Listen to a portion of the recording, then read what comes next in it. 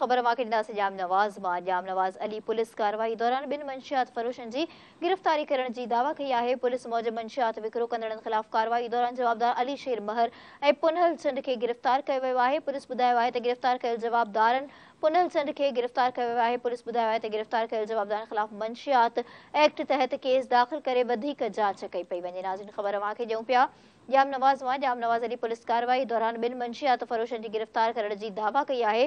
Police मौजब मंशियात विकिरो कंदड़नि ख़िलाफ़ कार्रवाई दौरान जवाबदार अली शेर महर ऐं पुनल चंद खे गिरफ़्तार करण जी दावा कई वई आहे। पुलिस ॿुधायो आहे त गिरफ़्तार कयल जवाबदारनि ख़िलाफ़ मंशियात एक्ट तहत केस दाख़िल करे वधीक जांच कई पई वञे।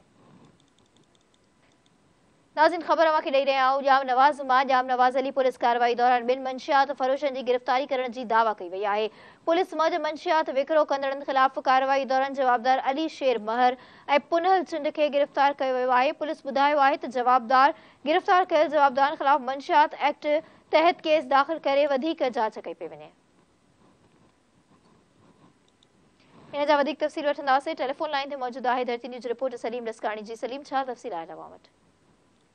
में नवाबाद थाने जे एसएचओ आज़म अली भंगवार एसएसपी सांगड़ जी हिदायतनि ते नवाबाद जो जेको मेन मुख्य जेको मंशात फरोश आहे अली शेर महर ऐं पुनल चंद खे गिरफ़्तार करे केस दाख़िल कयो आहे।